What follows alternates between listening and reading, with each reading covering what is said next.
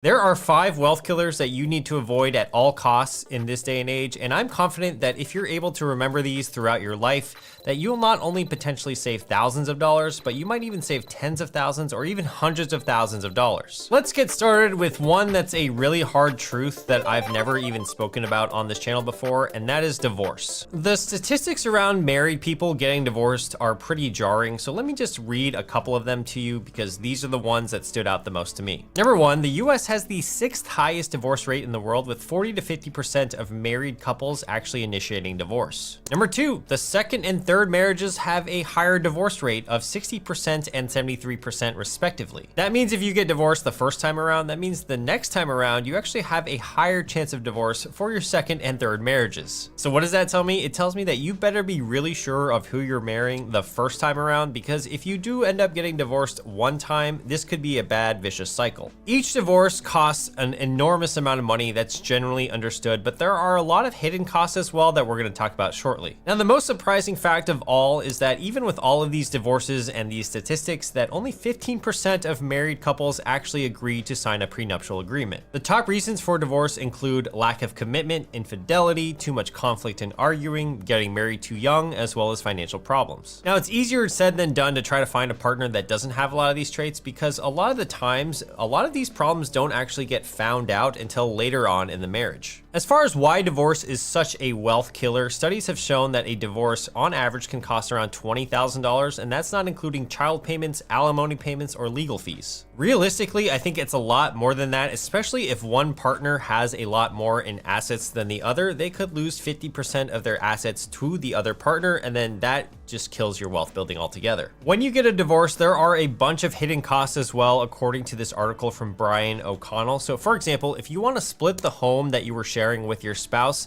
that often involves refinancing the home, selling the home, and that actually could lead to higher interest rates, which could cost you a bunch more money. Or if you're selling the home, there's just a bunch of costs involved with selling a home as well. So example, closing costs as well as realtor fees, etc. And what if the real estate market sucks when you're trying to sell a home? You don't really want to sell a home in a buyer's market, but sometimes you might be forced to. Second, in terms of retirement savings, splitting the funds is costly as well, because if you're splitting the funds, you might have to withdraw them too early, which means you have to take a penalty for those retirement accounts, as well as additional legal fees, because splitting funds, especially for retirement, require a court order as well. Number 3, moving costs. If you have to move somewhere, or if your spouse has to move somewhere, that includes a lot of costs involved with moving, but you also have to split assets like your art or your furniture, etc. Number 4, business ownership can also get really messy, especially if the business was started during the marriage. It might be considered marital property. The article references the fact that whenever you want to split a business as well, you have to go get it professionally valued, and that could cost upwards of $5,000 to $15,000 for that alone. And lastly, emotional and physical health. So having a divorce can really mess with your head. It can be really tough for both parties involved,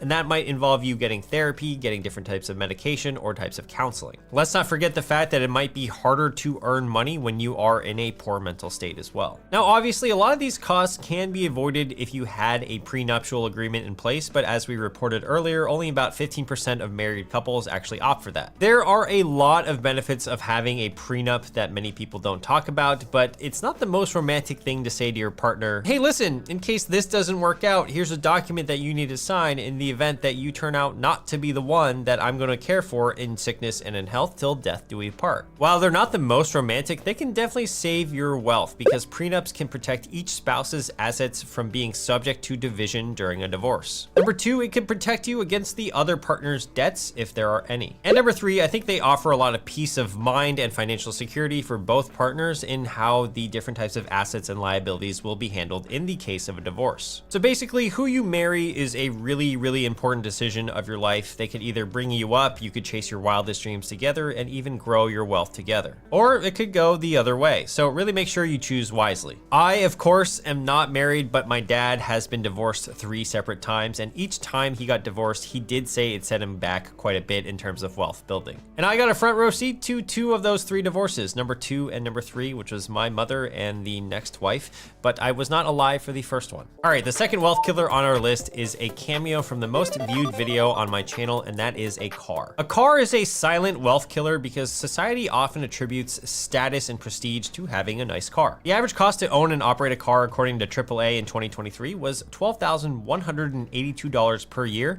which was a 12% jump over 2022 where the average cost was $10,728. This is attributed to a jump in new vehicle prices, depreciation ticking upwards for certain models of cars, as well as car insurance has just really exploded this year in terms of costs. So much so that the average car payment for a new vehicle is now $738 per month, and that was the last reported number as of Q4 2023. I bet it's a lot higher even now. People seem to like to give each other props whenever someone else gets a new car, but no one ever talks about how much they owe on those new cars. And that's the thing with cars, because so much of our identity is wrapped up with what type of car that we drive, we often make poor financial decisions to afford a car that is slightly out of our budget. 99% of the time, cars are going to depreciate or have a reduction in their value due to wear and tear. And car depreciation is one of the biggest reasons why I think it's not a great asset to invest your money into, because you are literally having your money go down in value over time. If you want to save money on this category, I always say to avoid buying a new car, because famously, whenever you buy a new car and then you drive it off the lot, you immediately lose 10 to 15% in value right there. If you look at any car depreciation curve, you can see that the best time to buy a car is usually when it's 3 to 5 years used. This is when most of the depreciation has been chipped off the new car already, so that is the sweet spot to buy a car.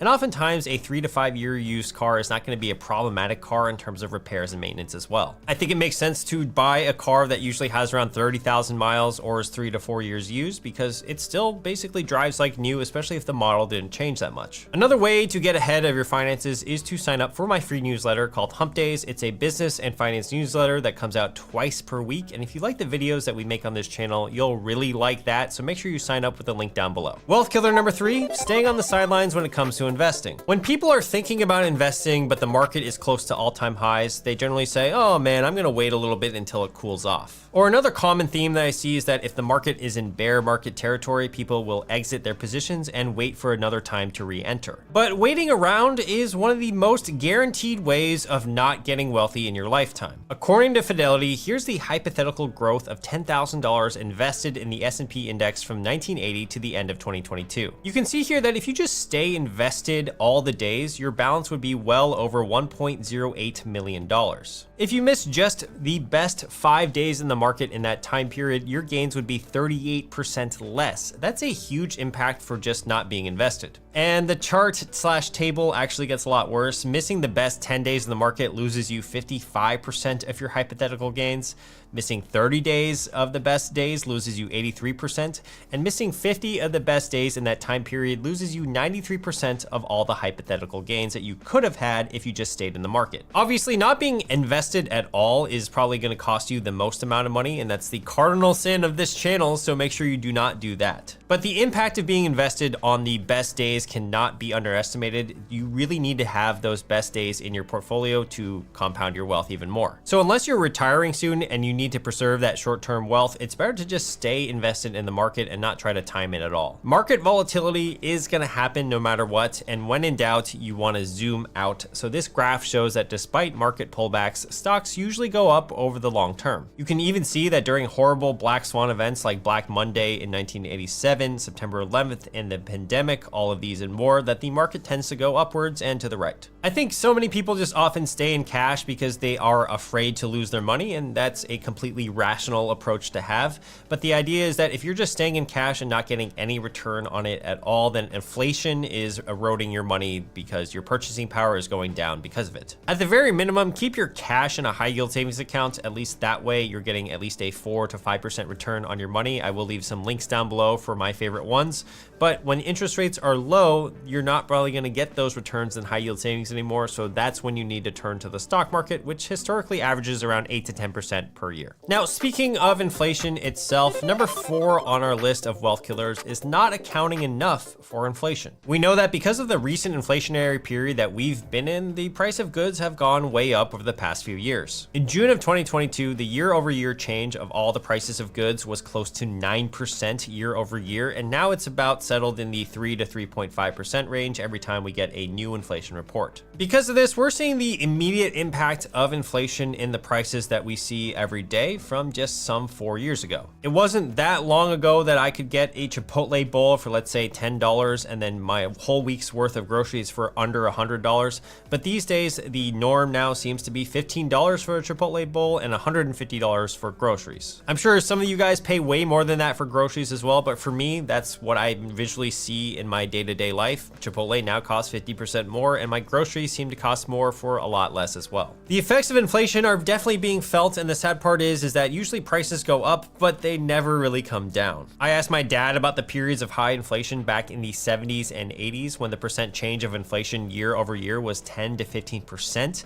And he said that the situation back then is very similar or basically identical to the situation today. The prices just never came back down. In addition to inflation, interest rates have come up to combat that inflation, but as a result of that, homes are now less affordable than they have ever been. New estimates show that in 2024, 103.5 million households are not able to afford a median-priced new home based on the standard underwriting criteria. That's where all of your housing payments, insurance payments, and property taxes should be no more than 28% of your household's gross income per month. The takeaway here is that if you're not trying to adjust for inflation by altering your monthly budget, or you're not getting a raise, or you're not asking for a raise, then the value of your money or your purchasing power of your money is shrinking over time and eroding due to inflation. In addition, this wealth killer combined with any of the wealth killers in today's video is going to definitely compound your problems over time. It's definitely worth paying attention to and trying to adjust your budgets accordingly. If you are looking for videos on affordability, I have two great ones on the two biggest categories of spend that people usually have, which are cars and houses, and I will link those down below so that you can check that out after this video. The number 5 wealth killer today is debt, especially high interest rate debt, and especially if you get into the wrong kinds of debt. There are many cases in which having some debt is going to be completely acceptable and also necessary for your wealth building journey. For example, buying a home, you're going to get a mortgage. If you're going to get an advanced degree, then you probably want to take out some student loans. Financing a car, you may need to actually take out an auto loan, especially if you're on the younger side. And even starting a business, you might even ask your bank for a small business loan. But whenever you leverage debt, you must consider the long-term implications of what that debt may be. By servicing your debt, you are taking on opportunity costs of your dollars because those dollars could be used towards saving or investing, but instead are going towards off paying your debt payments. Not to mention that when you have high interest rate debt specifically, if your balance gets a little bit too high, then it could be really hard to pay off that debt, and that could become a vicious cycle. If you're the type of person that usually has a credit card balance of $1,000 to $3,000 all the time, then maybe having a credit card is not for you. Because if it ever gets to the $5,000 to $10,000 balance range on a credit card, the high APRs of a credit card are going to be very dangerous and possibly keep you entrapped in debt for a long period of time. The average APR for credit cards is 22.63% as of February 2024. So that means if you have a balance of $10,000 on a credit card, every single month you are paying $187 towards your monthly interest payments. Debt also just limits you in terms of flexibility. So if you had a certain loan that you feel like you can't walk away from, then you might be stuck in a job that you might not want to work. Or you're just unable to take advantage of new opportunities, because if you do end up taking a new opportunity, it could put you in financial trouble. So what can we do about all this? We want to make sure that our debt payments are within reason, and according to most financial experts, you want to make sure that your total debt payments do not exceed more than 35 to 40% of your gross monthly income. Those debt payments have to encompass your mortgage payments, your student loans, car payments, etc. According to good home buying rules, your total housing spend should not exceed 30% of your gross income. So if you are abiding by that means you only have 5 to 10% left of your gross income every month for other debt payments. You never want to be in a spot where you're so over leveraged that if the economy or the markets ever took a turn, that you're going to be underwater on your assets, or even worse, you have to sell some of your assets to service the debt that you owe. Because that would be the ultimate wealth killer, is that if you had to sell off some of your assets just to cover debt,